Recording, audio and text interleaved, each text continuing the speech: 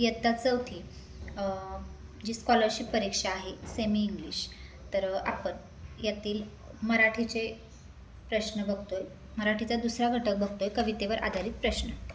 तर आपले सराव कविता इथं दिलेली आहे बघा. देवा तुझे किती सुंदर आकाश. तर कविता अगोदर वाचन करायचं, नंतर जसं आपण उत्तरं सोडवतो त्याचप्रमाणे कविता देखील आपल्याला सोडवायची. देवा तुझे किती सुंदर आकाश, सुंदर प्रकाश सूर्य देतो, सुंदर चांदण्या चंद्र हा सुंदर, चांदणे सुंदर पडे त्याचे, सुंदर ही झाडे सुंदर पाखरे, किती गोड बरे गाणे गाती, सुंदर वेलींची सुंदर ही फुले, तशी आम्ही मुले देवा तुझी, इतके सुंदर जग तुझे जर, किती तू सुंदर असशील. बघा, इतके सुंदर जग तुझे जर या ओळीतील तुझे म्हणजे कोणाचे, तुझे म्हणजे देवाचे, हो की नाही. पर्याय क्रमांक 3. देवा तुझे किती सुंदर आहे या वाक्यातच कळते की देवाशी बोलतायत आणि याच्यावर आधारित ही कविता आहे की हे सगळं किती सुंदर आहे. आणि शेवटी पण त्यांनी सांगितले इतके सुंदर जग तुझे जर, तर किती तू सुंदर असशील, म्हणजे देवाला म्हणतायत. यावर आधारित बघा दुसरा प्रश्न, कवितेत सुंदर हे विशेषण कोणत्या नामासाठी आले आहे. तर बघा गाण्यासाठी आले सुंदर हे विशेषण. दुसरं, मुले कोणासारखी आहेत, तर कोणासारखी आहेत तर पाखरांचं, एक मिनटं, फुलांसारखी. पर्याय क्रमांक 4. ठीक आहे. आता कविता सरावासाठी दिलेली आहे बघा. एक वाफ हलकी फुलकी तिला लागली एकदा डुलकी, झोपेत लागली चालायला उंच आभाळात तरंगायला, उंच गेल्यावरती मग तिचा झाला मऊ मऊ ढग, ढगाला लागली गार थंडी, वाफेची उडाली घाबरगुंडी, हळूच पाहिलं वाकून खाली आईची तिला आठवण झाली, वाफेला आलं खूप रडू, धो धो पाऊस लागला पडू. बघा पहिलं आता पावसावर आधारित कविता आहे, पण त्यांनी सांगितलेले कवितेच्या रूपामध्ये. पहिलं बघा, वाफेने खाली वाकून पाहिल्यावर काय झालं तर तिला आईची आठवण आली. वाफ उंच गेल्यावर ती कोण झाली, मऊ मऊ ढग, त्याच्यामुळं पर्याय क्रमांक 1. वाफेचे रडू म्हणजे काय तर पाऊस. पर्याय क्रमांक 4. ठीक आहे. आता कविता 2 झाली, अगदी 2 मिनिटात ही कविता आपली झालेली आहे. आता कविता 2 बघू आपण.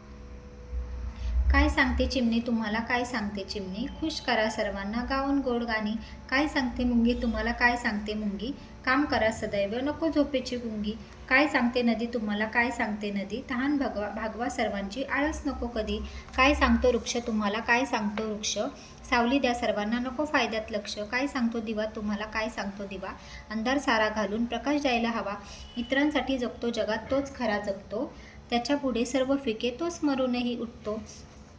तर बघा याच्यामध्ये प्रश्न विचारला आहे आपल्या कवितेवर आधारित. पहिलं, सर्वांची तहान भागवा असा संदेश कोण देतं, तर बघा नदी देतं. चिमणी तुम्हाला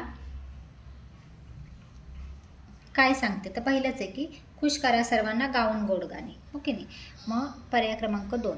तिसरं, जीवनात खरा कोण जगतो, जो इतरांसाठी जगतो म्हणजे पर्याय क्रमांक 4. ठीक आहे. आता कविता 3. नववर्षाचे स्वागत करूया दारी गुढी उभारू, नाचू गाऊ मौजेने नववर्ष झाले सुरू, लावू पताकांच्या माळा रांगोळ्या काढू दारा, लावू तोरण दाराला अनगुलाल उधळण करू, मंगलतेचा सदुनी आजचा शुभ कार्याचा प्रारंभाचा, मंगलमय हे वातावरण आनंदाने भरू, असे आजचा सण मौजेचा गोड गोड खाऊ खाण्याचा, चैत्रातील या प्रतिपदेचे स्वागत आम्ही करू. आता बघा नववर्षाचं स्वागत आपण जे करतो गुढीपाडव्याला, त्यावर आधारित ही कविता आहे. पहिला प्रश्न, नववर्षाचे स्वागत मुले कसे करणार आहेत, तर दारात गुढी उभारू. पुढीलपैकी कोणती गोष्ट मुले करणार नाहीत. बघा, पतंगांच्या माळा लावणे, दाराला तोरण बांधणे, सुंदर रांगोळी काढणे आणि मंगल कलश पूजन करणे. तर चौथं जे आहे मंगल कलशाचं याच्यात दिलेलंच नाही आहे. त्याच्यानंतर तिसरं बघा, चैत्र शुद्ध प्रतिपदेचा दिवस म्हणजे गुढीपाडवा. ठीक आहे. आता चौथी कविता लगेच घेणार आहोत आपण.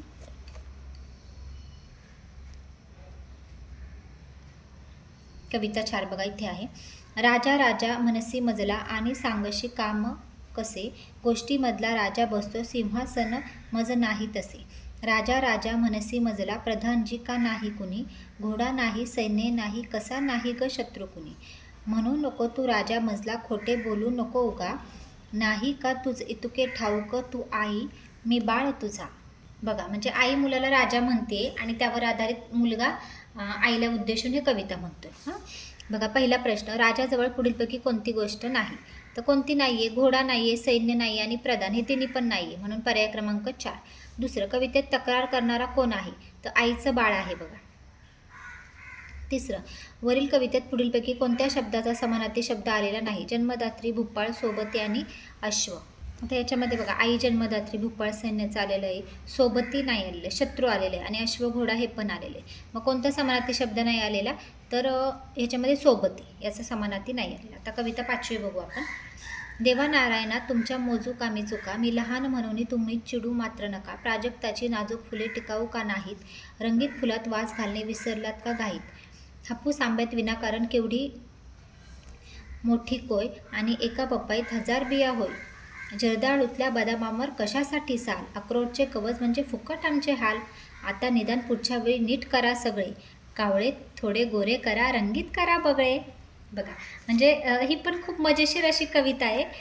देवा नाही का, म्हणजे देवाला सांगतायत लहान मुलं की देवा नारायणा तुमच्या मोजू कामी चुका, म्हणजे सगळ्या ह्याच्यात जे जे निर्माण केले देवाने त्याच्यात त्यांना चुका दिसत आहेत, त्यावर आधारित ही कविता आहे. पहिला प्रश्न बघा, देव कोणती गोष्ट विसरला असे मुलास वाटते? तर बघा,